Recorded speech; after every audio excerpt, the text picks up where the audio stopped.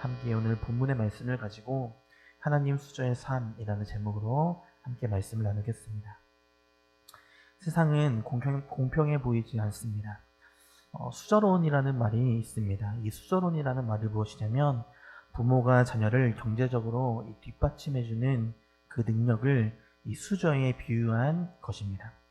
그래서 이 집안의 부유함으로 이제 급을 나누는데 금수저, 은수저, 그리고 흙수저로 나누어 부르게 됩니다. 그래서 요즘에는 이 금수저보다 더 높은 레벨이 하나 생겼는데 그것이 무엇이냐면 바로 다이아몬드 수저라고도 그렇게 얘기를 합니다. 대단한 사람이 나올수록 더 나은 숟가락이 생겨날 것만 같습니다. 부모가 대단한 사람일수록 비싼 수저를 물고 태어났다는 것입니다. 이러한 수저론이 탄생하게 된 이유는 당연코 부러움 때문일 것입니다. 대단한 부모 밑에서 태어나면 어떤 일을 하든지 앞선 채로 남들보다 앞선 상태로 시작할 수 있기 때문에 부러울 수밖에 없었을 것입니다. 그리고 이러한 부러움과 이야기들은 오늘만의 이야기는 아닙니다. 이미 오래전부터 세상을 이끌어왔고 마치 진리처럼 받아들여져 왔습니다. 그러나 우리는 오늘 이 다이아 수저보다 더 좋은 수저가 있다는 것을 보게 될 것입니다. 예상하고 계시듯이 하나님 수저인 것입니다. 세상이 줄 수 없는 그 어떤 것도 비교 못하는 가장 좋은 것을 주시는 하나님 수저를 우리는 가지고 태어난 사람들이다라는 것입니다. 요한복음 9장은 날 때부터 맹인된 사람의 이야기를 하고 있습니다. 당시 이런 맹인 같은 사람에 대한 세상의 정의는 죄의 결과였습니다. 당시 유대인들은 이 고난이나 병을 죄의 인과로만 판단했습니다. 후천적인 병이든 선천적인 병이든 고난은 곧 죄를 범했기 때문이다 라는 것이죠. 그렇다면 선천적으로 이 맹인이 된 것은 누구의 죄 때문인가, 그것이 이 제자들은 궁금했던 것입니다. 그러나 주님은 그가 맹인으로 태어난 것은 죄 때문이 아니다 라고 말씀하십니다. 그들의 질문은 전제부터 틀렸다는 것을 이야기하시고 계시는 것이죠. 죄의 결과를 오직 물리적 혹은 신체적으로만 이해하는 것은 옳지 않다고 말씀하시고 계시는 것입니다. 로마서 3장 9절 이하의 말씀을 보면 날 때부터 죄인이 아닌 사람은 단 한 사람도 없는 것입니다. 그러니까 신체적으로 불우하게 태어났다고 해서 그 사람이 죄인은 아니라는 것입니다. 단순히 죄 때문은 아니라는 것입니다. 우리 한번 3장 9장 3절에 있는 말씀을 함께 읽어보겠습니다. 함께 읽겠습니다. 예수께서 대답하시되 이 사람이나 그 부모의 죄로 인한 것이 아니라 그에게서 하나님이 하시는 일을 나타내고자 하심이라. 아멘. 그가 맹인으로 태어난 이유는 죄 때문이 아닌 하나님의 일하심을 나타내기 위함이었다라는 것이죠. 즉 맹인의 인생은 이미 하나님께서 택하신 인생이었다, 하나님의 주권 아래 있었다는 것을 의미하는 것입니다. 앞서 말씀드린 수저론으로 비유한다면 이미 맹인은 하나님의 수저로 이 땅에 태어났다는 것입니다. 세상에서는 그를 소외된 한 사람으로서, 죄인으로서 그를 정죄하고 그를 분리시켰을지 모르지만 하나님께서는 그 인생을 지켜보고 계시고 주관하고 계셨다는 것입니다. 겉으로 보기에는 불우한 인생이었지만 사실은 하나님이 택하신 복된 인생이었다라는 것이죠. 그를 통해 예수님이 누구이신지가 계시되게 될 것입니다. 나를 통해 하나님의 일하심이 드러난다는 것은 그리스도인들에게 있어서 가장 큰 영광이라는 사실을 우리는 잘 알고 있기 때문이죠. 그러나 이에 반해 바리새인들과 유대인들은 어떤 사람들인가요? 아픈 곳이 없이 좋은 혈통을 가지고 태어났죠. 금수저로 태어났습니다. 좋은 교육을 받았고 지도자의 자리에 앉아 사람들의 존경도 받습니다. 그러나 그들은 믿음이 없습니다. 끝까지 예수님을 거부합니다. 현실은 그들이 진짜 맹인이었습니다. 눈뜬 영적인 맹인들이 바로 그들이었던 것입니다. 우리가 이후 살펴볼 맹인을 신문하는 장면에서 그들의 실체가 여실히 드러나게 됩니다. 그러나 바리새인들과 다르게 하나님 수저로 태어난 이 맹인은 우리가 본받을 만한 모습으로 자신에게 닥친 어려움들을 이겨내는 모습을 우리에게 보여주고 있다는 것입니다. 우리 한번 맹인이 어떠한 일을 겪어나가면서 어떠한 본받을 만한 모습을 우리에게 보여주는지 한번 살펴보겠습니다. 요한복음 9장 8절에서부터 12절까지 말씀을 우리 한 절씩 교독하며 읽겠습니다. 제가 먼저 읽겠습니다. 이웃 사람들과 전에 그가 거린인 것을 보았던 사람들이 이르되 이는 앉아서 구걸하던 자가 아니냐.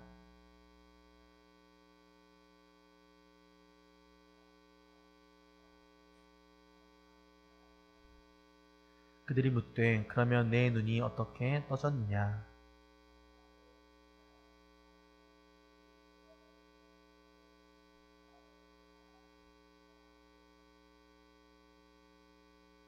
함께 읽겠습니다. 그들이 이르되 그가 어디 있느냐 이르되 알지 못하노라 하니라. 아멘. 그를 아는 사람들이 이 눈뜬 맹인을 보고 자신이 알던 사람이 맞는지 아닌지 논쟁하기 시작합니다. 그러자 맹인은 자신이 그 사람이 맞다라고 그렇게 시인하죠. 그러자 그들은 궁금하게 된 것입니다. 어떻게 그 사람이 눈을 뜨게 되었는지.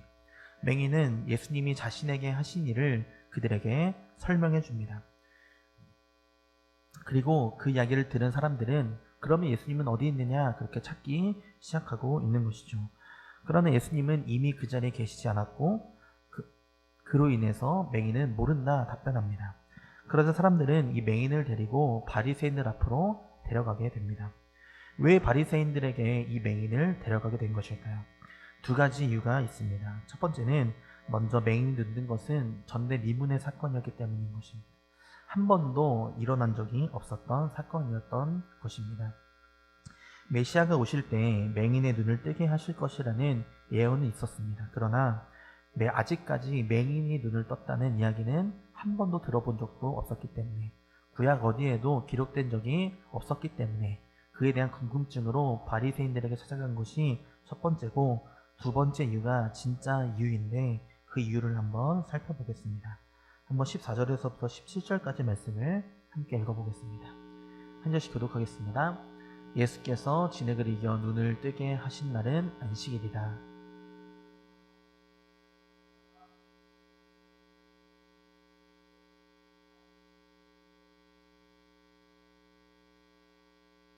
바리새인 중에 어떤 사람은 말하되 이 사람이 안식일을 지키지 아니하니 하나님께로부터 온 자가 아니라 하며, 어떤 사람은 말하되 죄인으로서 어떻게 이러한 표적을 행하겠느냐 하여 그들 중에 분쟁이 있었더니,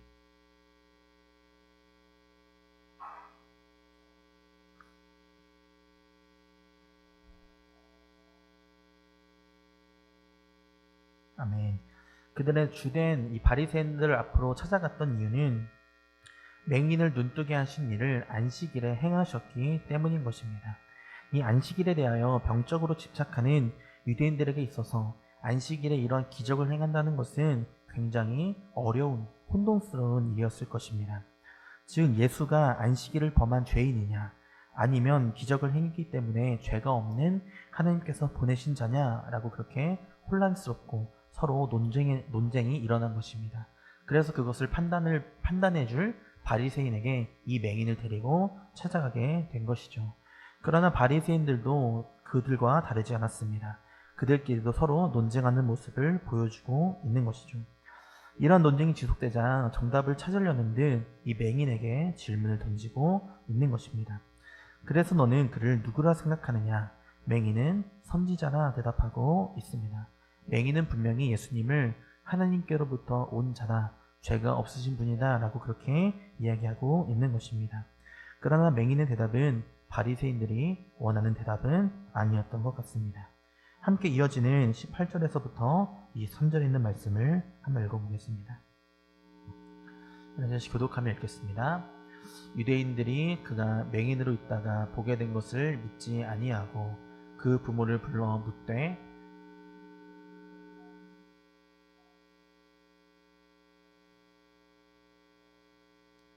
그 부모가 대답하여 이르되 이 사람이 우리 아들인 것과 맹인으로 난 것을 아나이다.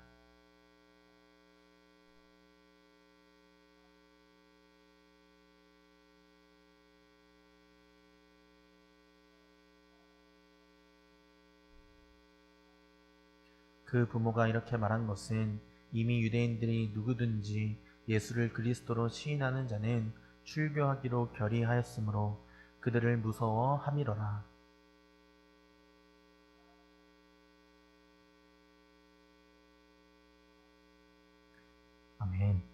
먼저 22절을 보면 예수를 그리스도라 시인하는 자는 출교하기로 결의하였더라 라고 그렇게 요한은 이 배경을 설명해 주고 있습니다. 당장은 서로 의견이 통일되어지지 않은 그러한 분쟁적인 모습을 보여주고 있지만 우리가 방금 읽은 18절을 보면 화자가 바리새인에서 유대인들로 바뀐 것을 볼 수 있습니다. 그러니까 그들이 이 부모를 불러서 신문하기 전에는 결의를 했고 모여서 예수를 정죄하기로, 예수는 죄인이다 라는 것을 정해놓고 이 신문을 이어가기를 시작한 것입니다. 그래서 이어지는 신문은 예수를 죄인으로 몰기 위한 그런 신문이 이어지고 있는 것입니다. 그들이 가장 먼저 시작한 것은 이 맹인의 과거를 부정하는 것이었습니다. 그가 만일 날 때부터 맹인이 아니었다고 한다면 기적도 없었던 일이 되게 되는 것이죠. 그러니까 부모를 불러서 이가 날 때부터 맹인이 맞냐 아니냐라는 것을 물어보고 있는 것입니다. 그러나 그들의 기대와는 다르게 날 때부터 그가 맹인이었다. 부모는 그렇게 확증적으로 이야기하고 있습니다. 확증해주고 있습니다. 그리고 두 번째 질문이었던 눈을 뜨게 된 경위에 대해서는 모른다 라고 그렇게 답하고 있죠. 아들이 장성하였으니 이제 성인이 되었으니 그에게 물어보라 라고 말하면서 답변을 넘기고 있는 것입니다. 저는 이 부모와 이 맹인에 대해서 한번 이 관계에 대해서 한번 살펴볼 필요가 있다 그렇게 생각이 들어서 여러 주석을 한번 살펴보았습니다. 부모와 맹인의 관계를 이 여러 주석들을 살펴보니 한 두 가지 정도로 그렇게 정리할 수 있었습니다. 맹인과 그의 부모가 오랫동안 단절되어 있었다라고 해석하는 관점과 또 부모가 이 자녀와 함께 믿음을 고백하기로 다짐하였으나 순간적인 어려움, 두려움 때문에 어쩔 수 없이 자녀에게 답을 미루었다라는 두 가지 해석이 있었습니다. 부모는 정말 그 자리에 없었기 때문에 눈뜬 방법에 대해서는 답변하지 못했을 수도 있습니다. 그러나 저는 묵상하면서 이 부모와 자녀 간의 사이가 굉장히 오랫동안 단절되어 있었다라는 그런 결론을 따르게 되었습니다. 그 이유를 한번 살펴보려고 하는데 부모의 대답 속에는 먼저 어떠한 기쁨도 환희도 담겨있지 않았다는 것입니다. 그리고 22절로서부터 23절을 볼 때 출교할 것을 두려워했다는 것을 보면 자녀에게 어떻게 이 맹인이 눈을 뜨게 되었는지를 알았지만 두려움 때문에 자녀에게 미뤘다는 것입니다. 자녀의 안위보다, 자녀의 그런 결백함보다도 내 안위가 더 중요했던 사람들이었다는 것이죠. 그리고 제들의 질문을 토대로 볼 때 이 날 때부터 맹인으로 태어난 것이 부모에게는 상당히 많은 부담이 되었을 것입니다. 그리고 마지막으로 맹인이 구걸하는 대로 살아왔다는 것을 볼 때 오랜 시간 단절되었던 관계로 보는 것이 더 타당하다고 그렇게 생각하게 되었습니다. 그러니까 이 맹인의 상태를 보면 예수님도 안 계신 상태에서 부모도 이웃도 아무도 내 편을 들어주지 않는 그런 상황 가운데에서 강압적으로 위압적으로 신문을 받고 있는 상황인 것입니다. 자신을 부정하려고 하는 유대인들의 공격적인 신문을 홀로 견디고 있는 것이죠. 그는 더 이상 맹인이 아니었습니다. 눈을 떴죠. 이제는 정상인처럼 살아가면 되는 것입니다. 그런데 사람들에게 받아들여지기에는 그는 여전히 죄인이었던 것입니다. 눈은 떴지만 그가 처한 상황은 전혀 변화되어 있지 않은 것이었죠. 그런 상황 속에서 신문은 이어지고 있는 것입니다. 우리 함께 24절 있는 말씀도 읽어보겠습니다. 우리 함께 읽겠습니다. 이에 그들이 맹인이었던 사람을 두 번째 불러 이르되 너는 하나님께 영광을 돌리라. 우리는 이 사람이 죄인인 줄 아노라. 그렇게 외롭고 고독한 상황 속에서 두 번째 신문을 시작하고 있습니다. 유대인 지도자들은 하나님께 영광을 돌리라 요구하고 있습니다. 이 요구는 맹세를 요구하는 표현으로 대표적으로 이 아간 사건에서 나타납니다. 진리를 말하고 너가 죄인임을 고백하라 라는 이 성경의 관용구인 것이죠. 즉 이렇게 맹세를 요구하는 이유는 너를 고치신 예수님, 너를 고친 예수가 죄인으로 정죄되는 것을 너가 동의하라 라는 의미를 담고 있는 것입니다. 그러한 요구를 이 맹세 속에서 담고 있는 것이죠. 유대인들은 겉으로는 종교적인 말로 하나님께 영광을 돌립니다. 그러나 그들의 속은 예수님을 거부하죠. 하나님께 영광을 돌리지 않는 것입니다. 예수를 받아들이고 그분을 따라 제자로 살아가는 것, 그것이 바로 하나님께 영광을 올려드리는 삶인 것이죠. 그런데 그들은 입술로는 하나님께 영광을 돌리라 말하지만 그들의 삶으로서는 전혀 그런 삶을 살아가고 있지 않다는 것입니다. 그러나 이와 반대로 맹인은 이런 강압적인 신분 속에서도 자신의 신념을 굽히지 않고 있습니다. 함께 25절에 있는 말씀도 읽어보겠습니다. 함께 읽겠습니다. 대답하되 그가 죄인인지 내가 알지 못하나 한 가지 아는 것은 내가 맹인으로 있다가 아멘. 맹인은 이들이 무엇을 원하는지 모르지 않았습니다. 그러나 그는 끝까지 거부하고 있는 것입니다. 예수님이 죄인인지는 모르겠으나 확실한 것은 자신이 눈을 떴다는 것입니다. 돌려서 예수님은 죄가 없다는 것을 말하고 있는 것이죠. 이러한 맹인의 담대한 모습은 굉장히 놀라운 일이라 생각합니다. 얼마 전까지만 해도 세상에서 가장 낮은 자가 바로 이 맹인이었습니다. 그런데 이 맹인은 높은 자들에게 굴복하지 않는 자로 변화되어진 것입니다. 맹인일 때나 눈뜬 현재나 그가 처한 상황은 아무것도 변하지 않았습니다. 그러나 예수님과의 만남은 어려운 상황 속에서도 굳건하게 믿음을 지킬 수 있는 자로 그를 변화시킨 것입니다. 우리 함께 이어지는 26절로부터 27절의 말씀도 한번 읽어보겠습니다. 함께 읽겠습니다. 그들이 이르되 그 사람이 내게 무엇을 하였느냐? 어떻게 내 눈을 뜨게 하였느냐? 대답하되 내가 이미 일렀어도 듣지 아니하고 어찌하여 다시 듣고자 하나이까? 당신들도 그의 제자가 되려 하나이까? 아멘. 유대인들이 다시 묻고 있는 것이죠. 어떻게 눈을 뜨게 했냐? 이렇게 또 묻는 이유는 이번에는 그들이 문제 삼고자 하는 것은 예수님의 치료 행위를 비상식적인 걸로 이제 만들려고, 문제 삼으려고 그렇게 물어보고 있는 것입니다. 그런 의도를 알고 있는 맹인은 그들에게 역으로 반문하고 있습니다. 그래서 나에게서 듣고 싶은 말이 무엇이냐? 내가 이미 설명했음에도 당신들이 받아들이고 있지 않으니 당신들이 원하는 것을 직접적으로 말하는 것입니다. 이렇게 되묻는 것을 보니 혹시 당신들도 그분의 제자가 되기를 원하시는 것입니까? 이렇게 물어보고 있는 것이죠. 맹인은 분명히 그들의 질문의 목표를 알고 있었음에도 그들을 조롱하듯 반문하고 있는 것입니다. 이러한 맹인의 반문에 이 유대인들은 매우 격정적으로 반응하고 있습니다. 28절을 보면 그들이 욕하여 라고 그렇게 기록하고 있죠. 이 맹인에게 욕하고 있는 것입니다. 굉장히 마음이 많이 긁혔다 라고 표현을 하죠. 요즘 말로는 긁혔다 라고 그렇게 얘기를 합니다. 그러니까 자신들의 모순적인 모습, 그런 모습에 분노하고 있다라는 것을 보여주고 있는 것입니다. 그리고 29절을 보면 자신들 너는 그의 제자이지만 나는 모세의 제자이다 라고 말하고 있습니다. 그들이 예수님을 거부하는 이유는 예수님이 어디서부터 왔는지 알지를 못한다. 모세는 분명히 하나님께로부터 말씀을 받았고 그러나 예수님은 하나님과의 어떠한 관계가 있는지 우리는 전혀 알지 못하기 때문에 그를 끝까지 거부할 것이다 라고 그렇게 얘기를 하고 있는 것입니다. 다시 말해서 모세는 하나님으로부터 말씀을 받아 현재 유대교 전통을 만들었지만 예수님과 하나님과의 관계는 우리가 도저히 알지 못하겠다. 알 필요가 없다 라고 그렇게 얘기를 하고 있는 것이죠. 이를 들은 맹인은 그들을 이상히 여기며 굉장히 논리적인 말로 답변하고 있습니다. 우리 함께 30절로부터 33절까지 말씀을 같이 읽어보겠습니다. 우리 함께 읽겠습니다.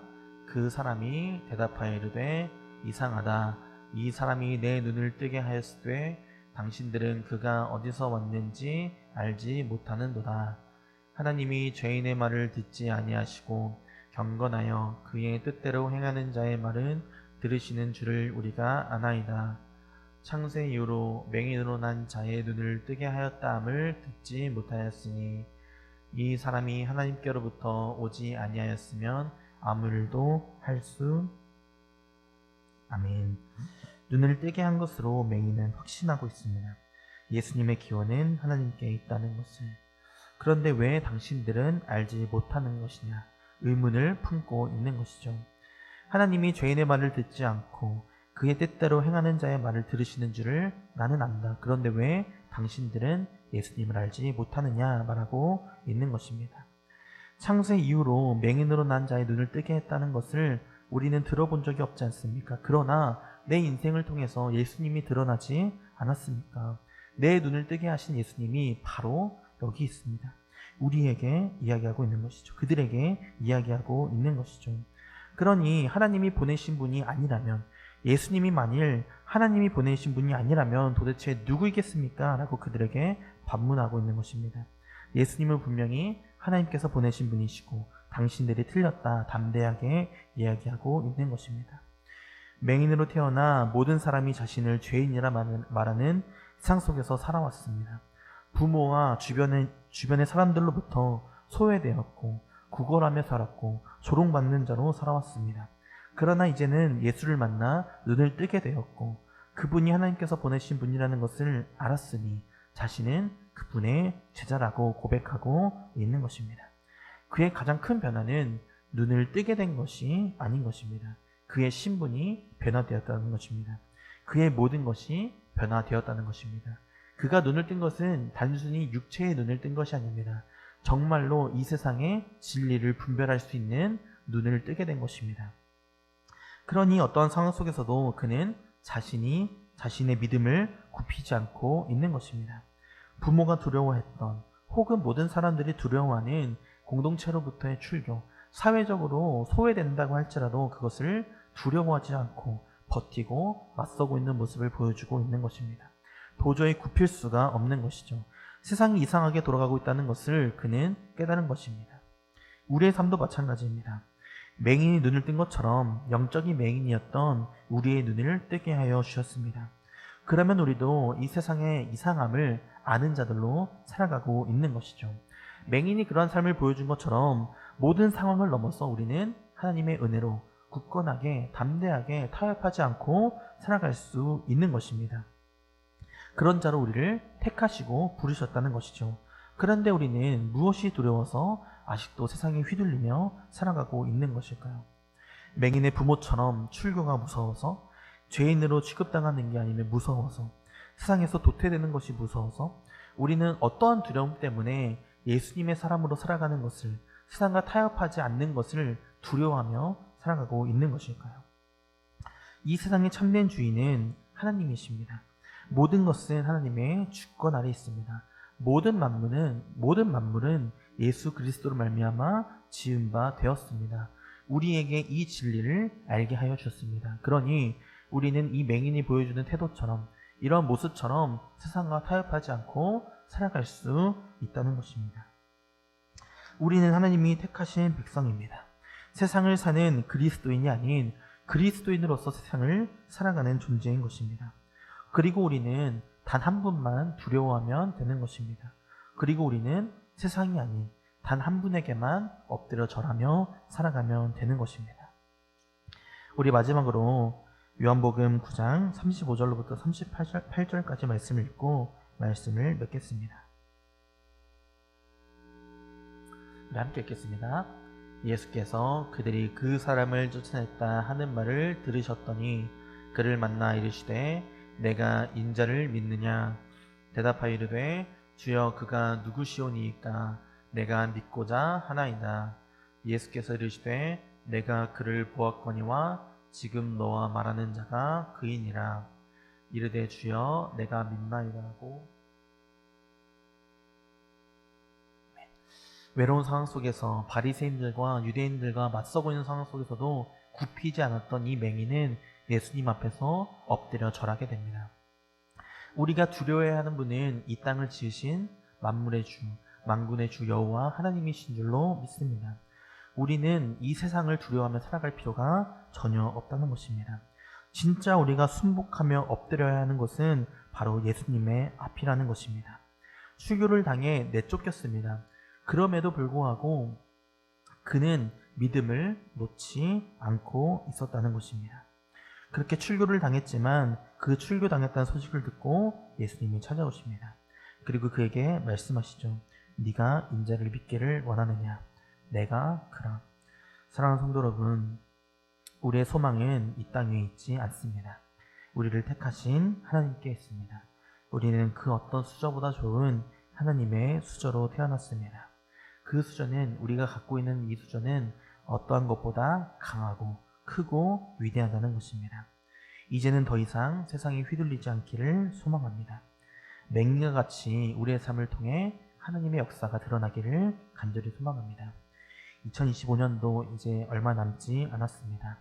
2025년 우리를 은혜로 이끌어 오신 것처럼 앞으로 우리가 남은 우리의 모든 삶도 하나님께서 당신의 주권과 능력과 은혜로서 이끌어 가실 줄로 믿습니다.